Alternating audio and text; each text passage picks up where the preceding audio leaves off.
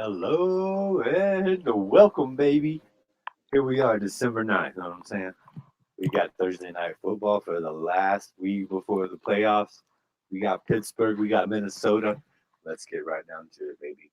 Um, Getting on the injury report, looks like Adam Thielen will be out. They will not have left tackle Christian Darwasaw, but in minor surprises, they will have Dalvin Cook, man. Uh, Inching closer to the NFL single season mark. TJ Watt's having a heck of a game. On the spread, man, 60% of bets and 75% of the money is on Pittsburgh. So a lot of people are taking Pittsburgh on the spread on this bet. It's very awesome. TJ Watt had 3.5 sacks against Baltimore. He's going to try to keep going for that. Watt leads the league with 16 sacks and has joined the great Reggie White as the only player with at least 13 sacks in 4 consecutive seasons since 1982. That should tell you something about TJ Watt, man. I wear a Reggie White jersey every Sunday that the Packers play. He's the best IDP of all time. There's just no question. It's him or Lawrence Taylor. I'll take Reggie White. All right. But TJ Watt is on a tear. Uh, he and his brother JJ are the only players in history to total at least 15 sacks in consecutive seasons. That's amazing, man. TJ Watt's just all there is to it. Thielen's out, so KJ Osborne, fire him up for fantasy. Okay, fire up Justin Jefferson. I don't think Pittsburgh's going to have the secondary to do that, but the offensive line's going to have trouble with TJ Watt and Highsmith. I'm telling you that right now. Um, but Minnesota's getting three people back. They're getting Anthony Barr, Eric Kendricks, and Patrick Peterson. Brashard Breeland's out. Brashard Breeland is expected to play as well. All right, so here we go. A lot of good stuff on that one. Um, Man, the injury report was crazy and the no left tackle. I know the Steelers are without a lot of linebackers too, man. So from a fantasy perspective, when we get down to it, if Dalvin Cook's playing, you're probably starting him. That's weird because it's this week. You need him, but they're going to need him because Adam Thielen's gone, and Adam Thielen is the touchdown scorer. Justin Jefferson gets the yards. Adam Thielen usually gets a touchdown or Dalvin Cook.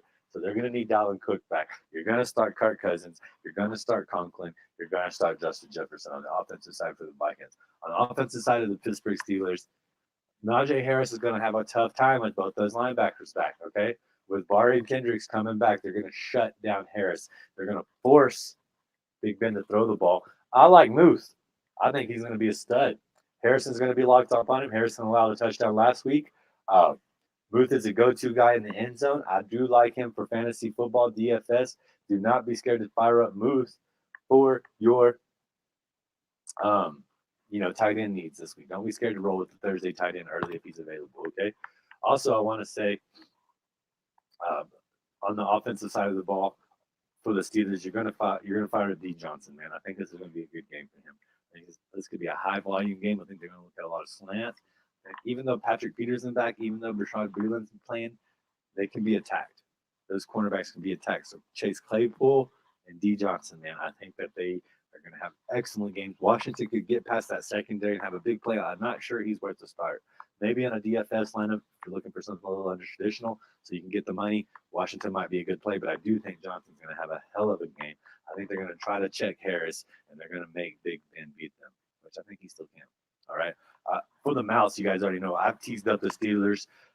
If Minnesota wins, they can't win by more than 3. It feels like. So I teased up that spread for Pittsburgh. I think they're going to cover it. I think Pittsburgh has a chance to win. So this is me covering myself in case they do not. I do think that's a good bet as well. Let's just hop right into the bets, my friends. Uh, I got them on my phone here. I'm gonna have to set down the microphone real quick so I can get this going. The computer was acting a little funny for me. Sometimes my computer thinks I'm in Los Angeles, and I promise you I'm not. So it won't allow me to pull up some bets. It's like, oh, you're not allowed to bet in your area. So I don't know why these people have that much trouble. You get $3. So let's look at it. The line right now +3 for is at +105 for the Steelers. So if you think the Steelers have any kind of shot of winning this game, uh, it makes sense. That's where a lot of the money's at, right? So +105 for the Steelers. They're trying to get you to take the safe odds of -3 with the Vikings. 44 points on the over under +155 for the Steelers on the money line, -180 for the Vikings. All right. Let's see what we got on some bets here. You know what kind of bets I like to do. Anytime touchdown score. Cook, -150. Harris, -135. Alexander Madison, -125. Justin Jefferson, negative 105. Deontay Johnson, plus 120. KJ Osborne, plus 200. There's my guy, Pat Fryermuth, plus 190. How is it 44 and all these touchdown lines are so freaking low? That's ridiculous. Chase Claypool, plus 190. Tyler Conklin, plus 225. D.D. Westbrook, plus 350. Kanene and Gahaway, plus 400. Ray McLeod, 380. James Washington, 500. Vikings D, 550. Steelers D, 650. Chris Herndon, 650. Kirk Cousins, 850. Is Deontay Johnson hurt? What is going on here? Where's his freaking touchdown scoring line? There he is, plus 120. All right, let's look at some quarterback props for you real quick. Big bid, passing touchdowns. His line's at 250. Hey, look at this, man. You don't see this too often. Both quarterback lines set at 255.5 yards. If you think somebody's going to go over that tonight, do it. I think Big Ben has a chance. Passing touchdowns, 1.5 for both of them. Big Ben's line's at negative 115 either way. Kirk Cousins at negative 110 on the over, negative 120 on the under.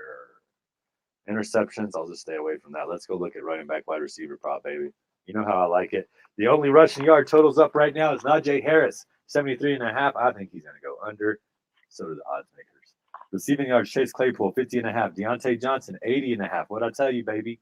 Huh? I knew that was going to happen. I knew he was going to have a good line. We got Justin Jefferson, 88.5. KJ Osborne, 34.5. I think he's going to go over that. Wait a minute. They have some mixed lines here. I was wondering what's going on. So for Claypool and Deontay Johnson, it's 80.5 and 50.5. Justin Jefferson's under is 88.5. And his under is 92.5. So they're giving you two lines to take the under. It's kind of weird for me. I don't like that. I don't know why they did that. It's under. They're not giving you an over for Jefferson. They're not giving you an over for KJ Osborne. I don't know. There's something weird happening on DK. Najee Harris, 26.5 is his line. Ray McLeod, 13.5. Pat Fryermuth is at 35.5, though. Receptions, Chase Claypool, 3.5. Deontay Johnson, 6.5. They're going to feed him. They're going to feed him all night. I promise. Justin Jefferson, plus 100. Najee Harris, or Justin Jefferson, 7.5. Najee Harris, 3.5. Pat Fryermuth, 3.5. Tyler Conklin, 3.5. You guys know I love the Russian plus receiving. It's at 104.5 for Najee Harris. I think they're going to do everything they can to bottle him up. You know what I'm saying? I think they're going to do everything they can to make sure that Najee is not the reason that they get beat. All right, let's look at the halves. What do we have here? We got still a 3-point spread on the half, man. 21.5 points on the over and over, negative 170 on the money line, plus 150 for the Steelers. So if you think the Steelers can come out and have a good first half, plus 150 odds for the money line, plus 3 at halftime at negative 115, those are great. I would want to hop on those. Let's see. Game props. See if we got anything special on the DK promotions. Justin Jefferson, 1+ catch at negative 10,000. You got $10,000 you can place for Justin Jefferson to make a catch. You win $100. Boswell and Joseph, two pretty good kickers. Their point line's at 6.5. 2 field goals. Field goals made. Hey, if you think either one of these guys got a chance to make 2 field goals, Greg Joseph or Chris Boswell, they're both at plus 100 for Joseph, plus 105 for Boswell. Let's get down to the real stat, though. Tackles plus assists. Rashad Breeland, 3.5, negative 170. Who has the highest line? That's what I always look for. Eric Kendricks. Yeah, he better. He's a tackling machine, dude. So Eric Kendricks is at 8.5. Harrison Smith at 6.5. Joe Schobert at 7.5. Might take that under. Mika Fitzpatrick is at 7.5. Negative 109. TJ Watt over 4.5 at negative 150. Terrell Edmonds is at 4.5. We got Xavier Woods. Xavier Woods? Yeah, he's at 5.5. I don't know how much he's going to play with Patrick Peterson coming back.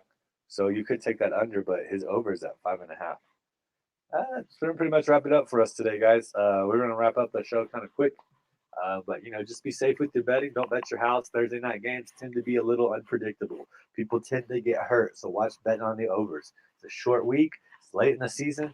People are going to get hurt. I do expect TJ Watt to have a monster game against the backup left tackle. I don't even care who it is. Could have been the starting left tackle, and I really don't care.